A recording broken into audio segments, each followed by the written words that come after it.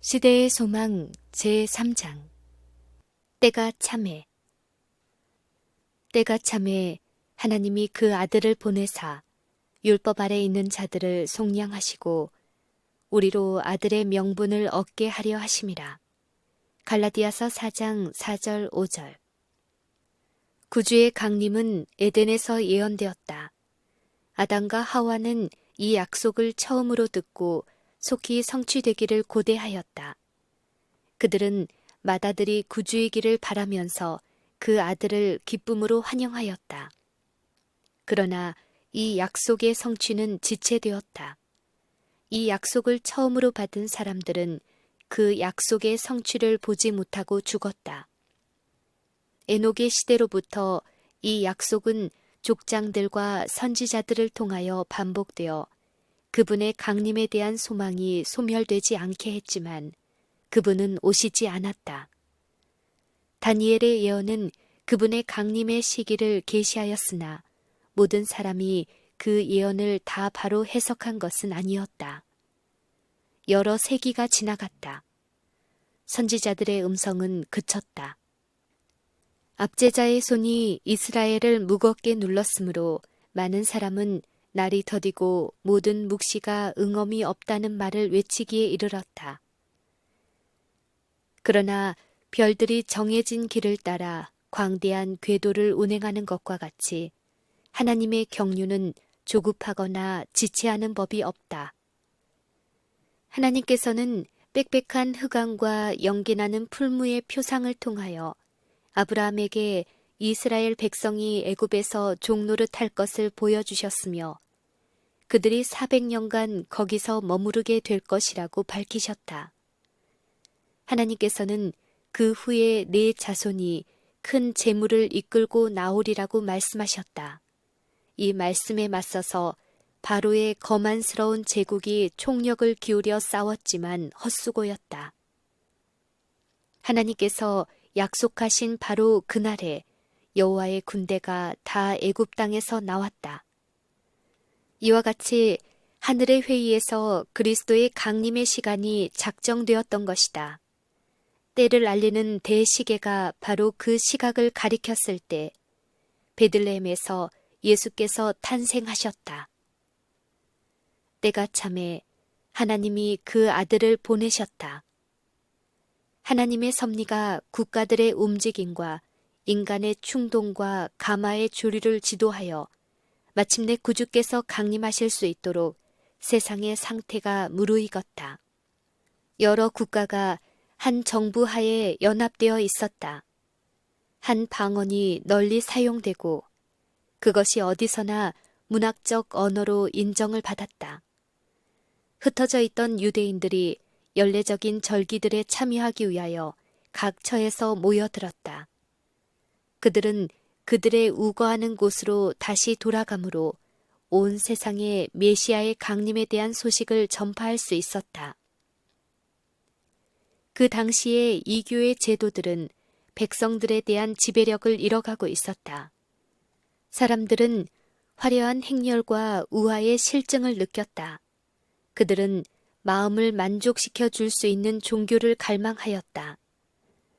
진리의 빛이 사람들로부터 떠나버린 듯하였으나 빛을 갈망하는 영혼들 그리고 당혹감과 슬픔으로 가득 찬 영혼들이 있었다.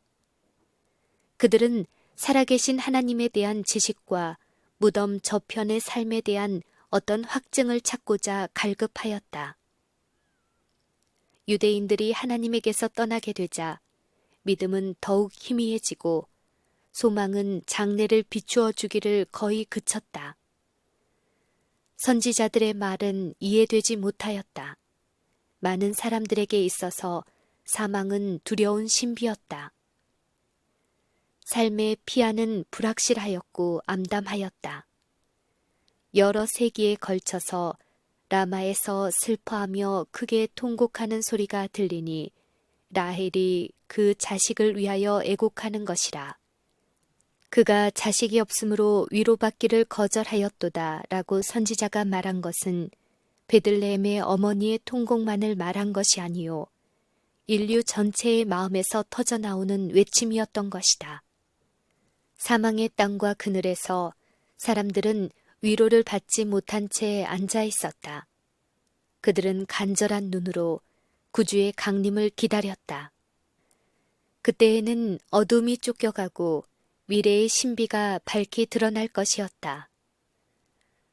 유대 백성 외에도 신성한 교사가 나타날 것을 예언한 사람들이 있었다. 이 사람들은 진리를 찾고 있었으므로 영감의 영이 그들에게 주어졌다. 어두운 하늘에 하나둘 떠오르는 별과 같이 이런 교사들이 일어났다. 그들의 예언은 많은 이방 사람들의 마음속에 소망의 불을 붙여놓았다. 수백 년 동안 성경은 그 당시 로마 제국 전역에서 널리 사용되어 있던 헬라어로 번역되어 있었다. 유대인들이 각처에 흩어져 있었으므로 이방 사람들도 메시아의 강림에 대한 소망을 다소 갖게 되었다. 유대인들이 이교도라고 칭하던 사람들 중에 메시아에 대한 성경상 예언을 이스라엘의 교사들보다 더 잘 이해하고 있던 자들이 있었다. 죄에서 구원해 줄 자로 그분의 강림을 고대하던 사람들이 있었다. 철학자들은 히브리 사람의 제도의 신비함을 깊이 연구하려고 힘썼다.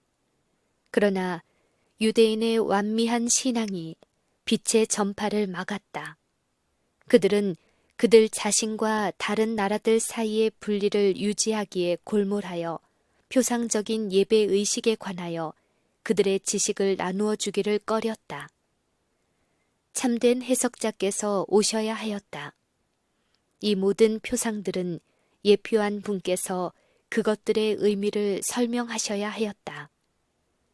하나님께서는 천연계를 통하여 표상과 상징을 통하여 부조들과 선지자들을 통하여 세상 사람들에게 말씀하셨다. 교훈은 사람의 말로 사람에게 전해져야 하였다. 언약의 사자께서 말씀하셔야 하였다. 그분의 음성이 그분 자신의 성전에서 들려야 하였다. 그리스도께서 분명하고도 확실히 이해할 수 있는 말씀을 하기 위해 오셔야 하였다. 진리의 창시자이신 그분께서 진리의 효과를 말살시켜온 겨와 같은 인간의 말과 진리를 갈라 놓으셔야 했다. 하나님의 정부의 원칙들과 구속의 경륜이 명백히 설명되어야 하였다. 구약의 교훈이 사람들 앞에 충분히 제시되어야 하였다. 유대인 중에 하나님에 대한 지식을 보존하여 온 거룩한 혈통의 후손인 견실한 사람들이 있었다. 이 사람들은 조상들에게 주어진 약속의 소망을 여전히 바라보았다. 그들은 주 하나님이 너희를 위하여 너희 형제 가운데 나 같은 선지자 하나를 세울 것이니 너희가 무엇이든지 그 모든 말씀을 들을 것이라고 모세를 통하여 주신 보증의 말씀을 깊이 생각하므로 그들의 믿음을 굳게 하였다.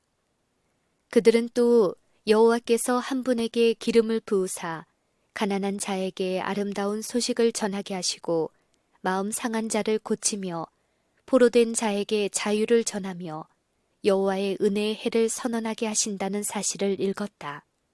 그들은 어떻게 주께서 공의를 세우실 것에 대하여 어떻게 섬들이 그 교훈을 앙망하고 열방이 그의 빛으로 열왕은 비추는 그의 광명으로 나오게 될 것인지에 대하여 읽었다. 야곱이 임종시의 한 말은 그들을 희망에 부풀게 하였다. 홀이 유다를 떠나지 아니하며 지리자의 지팡이가 그 발 사이에서 떠나지 아니하기를 실로가 오기까지 미치리라. 이스라엘 나라의 세력이 약해지는 사실은 메시아의 강림이 임박했다는 것을 증거하였다. 다니엘의 예언은 메시아가 모든 세상 나라를 계승하는 한 제국을 다스리게 될 영광을 묘사하였다. 다니엘 선지자는 이 나라는 영원히 설 것이라고 말하였다. 그리스도의 사명의 본질을 이해하는 사람은 별로 많지 않은 반면 이스라엘 안에 왕국을 세우시고 만국 백성의 구원자로 올 강력한 군주에 대한 기대가 널리 퍼져 있었다. 때가 찼다. 여러 세기에 걸친 죄악으로 말미암아 더욱 깊이 쇠퇴한 인류는 구속주의 강림을 필요로 하였다. 사단은 땅과 하늘 사이에 깊고 건널 수 없는 심연을 만들기 위해 힘써왔다. 그는 거짓을 사용하여 사람들로 죄를 짓는데 더욱 대담하게 만들었다. 하나님께서 더 이상 인내하실 수 없게 하고 사람에게 대한 당신의 사랑을 소멸시켜서 그분께서 세상을 포기하여 사단의 지배하에 넘겨주도록 하는 것이 그의 목적이었다.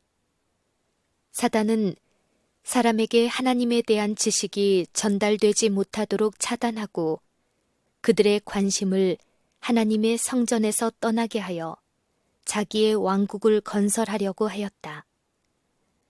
그의 패권 쟁탈전은 거의 완전히 성공한 듯이 보였다. 각 세대를 통하여 하나님께서 당신의 종들을 가지셨던 것은 사실이다. 이방 나라 가운데서도 사람을 죄와 부패에서 이끌어내는 일에 그리스도의 매개자가 된 자들이 있었다. 그러나 이 사람들은 멸시와 미움을 받았다. 그 중에 많은 사람이 폭행으로 죽임을 당했다. 사단이 세상에 들이운 어두운 그림자는 점점 더 짙어만 갔다. 사단은 이교를 통하여 각 시대의 사람들을 하나님에게서 떠나게 하였고 특히 이스라엘 백성의 믿음을 그릇된 길로 빠지게 함으로 큰 승리를 거두었다. 이교들은 저들 자신의 사고를 따라 생각하고 경배함으로 하나님에 대한 지식을 잃어버리고 따라서 점점 더 타락하게 되었다. 이스라엘 백성도 역시 그러하였다. 사람이 자신의 행위로 자신을 구원할 수 있다고 하는 원칙은 모든 이방인의 종교의 기초에 놓여 있다. 이 원칙이 이제 유대 종교의 원칙이 되었다. 사단이 이 원칙을 심어 놓았다. 이런 원칙이 신봉되는 곳에서는 어디서나 죄를 막을 방벽을 가지지 못하게 된다. 구원의 기별은 인간 대리자들을 통하여 사람들에게 전달된다. 그러나 유대인들은 영생이 되는 그 진리를 독점하려고 하였다. 그들은 신선한 만나를 저장하여 두었으나 그것은 썩어버렸다. 그들이 독차지하려고 가두어 두었던 종교는 그들을 걸려 넘어지게 하는 것이 되었다. 그들은 하나님께로부터 그분의 영광을 도둑질하고 세상을 모조 복음으로 속였다. 그들은 세상을 구원하기 위하여 그들 자신을 하나님께 바치기를 거절하므로 세상을 멸망시키는 일에 사단의 대리자가 되었다. 하나님께서 진리의 기둥과 터가 되도록 부르신 백성이 사단의 대리자가 되었다. 그들은 사단이 그들에게 원하는 그런 일을 하면서 하나님의 품성을 그릇 나타내는 행동을 취함으로 세상으로 하여금 하나님을 폭군으로 생각하게 하였다. 성전에서 봉사하는 제사장들 자신이 그들이 행하는 제사의 의의를 잃어버렸다. 그들은 표상을 넘어 그 표상의 실체를 보는 일을 그쳤다. 그들은 제물을 드리는 일을 연기하는 배우같이 하였다. 하나님께서 친히 정하신 의식들이 마음을 어둡게 하고 마음을 완고하게 하는 방편이 되었다. 하나님께서는 이런 사람들을 통하여는 인류를 위하여 그 이상 아무것도 하실 수 없으셨다. 이 모든 제도는 일소되어야 했다. 죄의 기만은 최고조에 달하였다.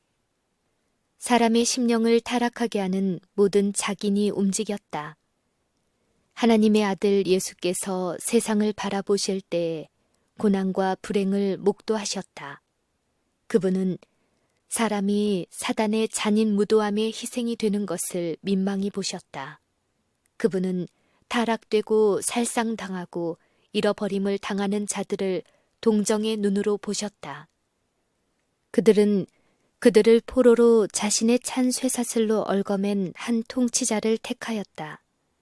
그들은 미혹되고 기만을 당하여 영원한 멸망, 곧 다시 살 희망이 없는 사망, 아침이 다시 오지 않는 밤을 향하여 이동하는 음울한 행렬 속에 끼어 있었다. 사단의 대리자들이 사람과 결탁되었다. 하나님이 거하실 성전으로 지음을 받은 사람의 몸은 악마의 거처가 되었다. 사람의 감각, 신경, 감정 및 기관이 비로한 정욕의 방종을 행하는 일에 초자연적 대리자들로 말미암아 움직여졌다. 악마의 인이 사람들의 얼굴에 찍혀 있었다. 사람의 얼굴은 그들을 사로잡은 악의 군대들의 표정을 반사하였다. 세상의 구주께서 보신 광경이 이러하였다. 무한히 정결하신 자께서 보실 때에 그 광경이 어떠하였으랴. 죄는 하나의 과학이 되었고 부도덕은 종교의 한 부분으로 성별되었다. 하나님께 대한 반역심은 사람의 마음속 깊이 뿌리를 박았고 하늘에 대한 사람의 적개심은 매우 강렬하였다. 인간은 하나님을 떠나서는 향상할 수 없다는 사실이 우주 앞에 실증되었다. 세상을 창조하신 자가 생명과 능력의 세 요소를 나누어 주셔야만 하였다. 타락하지 않은 세계들은 큰 관심을 가지고 여호와께서 일어나셔서 지구의 주민들을 일소하지나 않으실지 주목했다. 하나님께서 만일 그렇게 하신다면 사단은 하늘 존재들의 충성을 자기에게로 이끌려는 계획을 실행에 옮길 참이었다. 사단은 하나님의 정부의 원칙상 용서는 불가능하다고 선언했었다. 만일 하나님께서 세상을 멸망시키셨다면 사단은 자기의 비난이 진실임이 판명되었다고 주장하였을 것이다. 그는 언제나 하나님을 비난하고 자기의 반역을 하늘 세계에 퍼뜨리려고 하였다. 그러나 하나님께서는 세상을 멸망시키는 대신에 세상을 구원하려고 그의 아들을 보내셨다. 비록 이방 나라 각 지방에서 타락과 하나님께 대한 멸시를 볼 수 있었을지라도 이것을 회복할 길이 준비되었다. 사단이 승리할 듯이 보이는 바로 그 위기의 때에 하나님의 아들께서 거룩한 은혜의 사명을 가지고 오셨다. 각 시대를 통하여 매 시간마다 하나님의 사랑이 타락한 인류에게 행사되어 왔었다. 사람들의 완악함에도 불구하고 은혜의 표징들은 끊임없이 나타났다. 때가 찼을 때 구원의 경륜이 성취될 때까지 결코 방해되거나 철회되지 않을 치료하는 은혜의 홍수를 세상에 부어주심으로 말미암아 하나님께서 영광을 받으셨다. 사단은 사람이 가졌던 하나님의 형상을 저하시키는 일에 성공한 것을 대단히 기뻐하고 있었다. 그때에 예수께서 조물주의 형상을 사람에게 회복시키기 위해 오셨다. 죄로 말미암아 파괴된 품성을 다시 새롭게 형성하실 수 있는 분은 오직 그리스도밖에 없었다. 그는 사람의 의지를 지배해온 악마들을 쫓아내려고 오셨다. 그는 우리를 진토에서 건져내어 손상된 품성을 당신의 거룩하신 품성을 따라 재형성하시고 그 품성을 당신의 영광으로 아름답게 만들기 위하여 오셨다.